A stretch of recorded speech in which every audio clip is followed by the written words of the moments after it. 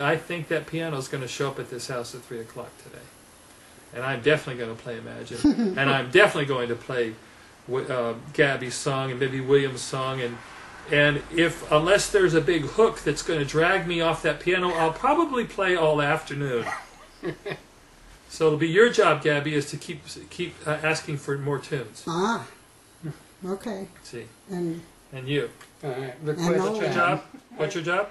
Request tunes. Request tunes.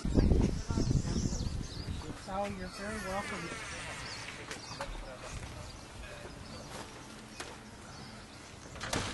I'll get you all on the fork now. Tennis shoes. Yeah, they got tennis. Up though, you're not going to get to see very much. There it is.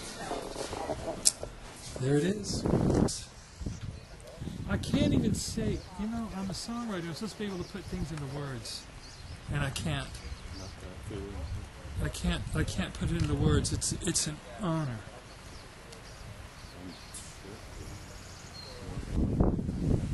It's how many people in the world have this privilege? You know? How many people in the world have this privilege?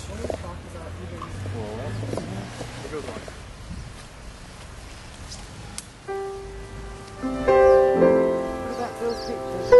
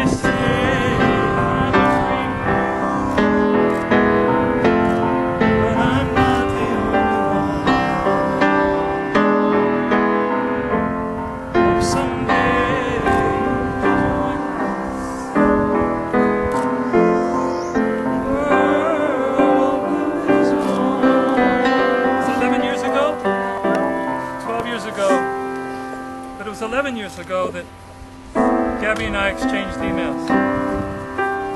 And all I did was I logged into this web page of this kind of funny-looking woman who I fell in love with at first glance. And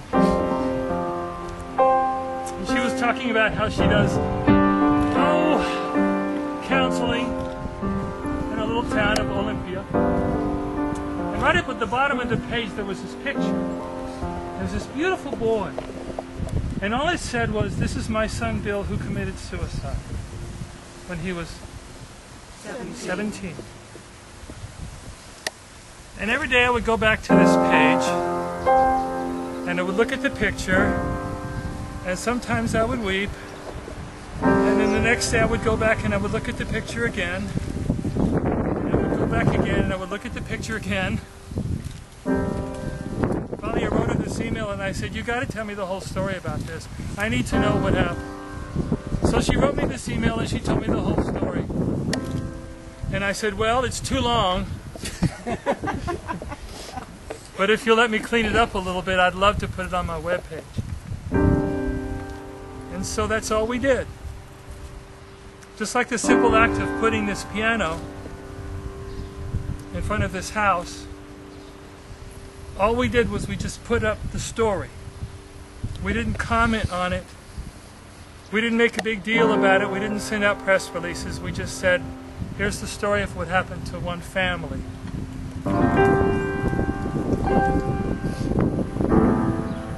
She found some words left in his notebook, the only clue he left behind. And from the words left in his notebook, she saw into his tortured mind.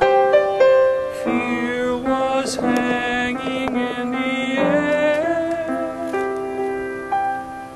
He left a simple questionnaire. always be like this? Is everything set in stone? Is there nothing I can change? Will I always be alone? Will it always be like this? She said, why does it take 5 great big guys to beat up one little queer?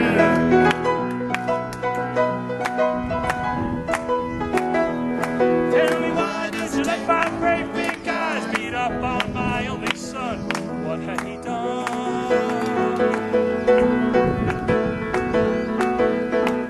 He said it's William's fault for walking so funny. She said that's gonna cost you money. Friends would come around and bring me little things. They'd say how much they needed me to live. They told me I would make it, 'cause they said we were connected to each other. We should all be connected to each other. You care, you care. You can only lift the darkness when you care. Either you love or you don't. Either you live or you don't. You don't need an explanation, son. You can only make a difference. You can only lift the darkness when you care. When you care.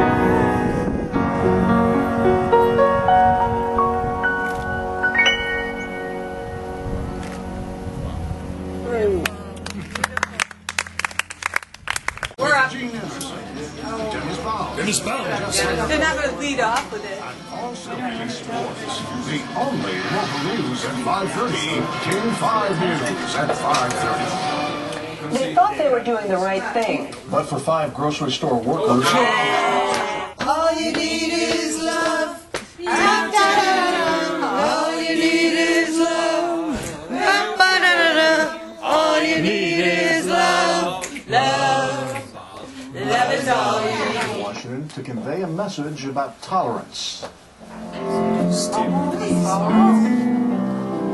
Says the piano John Lennon used to compose the song Imagine. It sits outside Bill Clinton's home in Olympia as part of the Piano Peace Tour. In 1995, Bill committed suicide when he was 17 years old. He'd become severely depressed after being assaulted at school for being bisexual. Bill's parents hope telling his story helps others by ending hate and ignorance. Toddlers have a favorite That was musical- nice.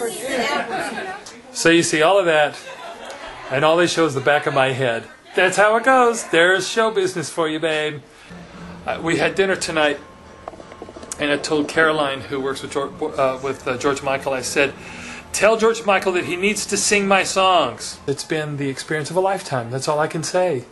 You know, maybe a piano's a piano's a piano, but there is something special about that piano and knowing the history that's there, and best of all, being surrounded by all the people who were living out this story.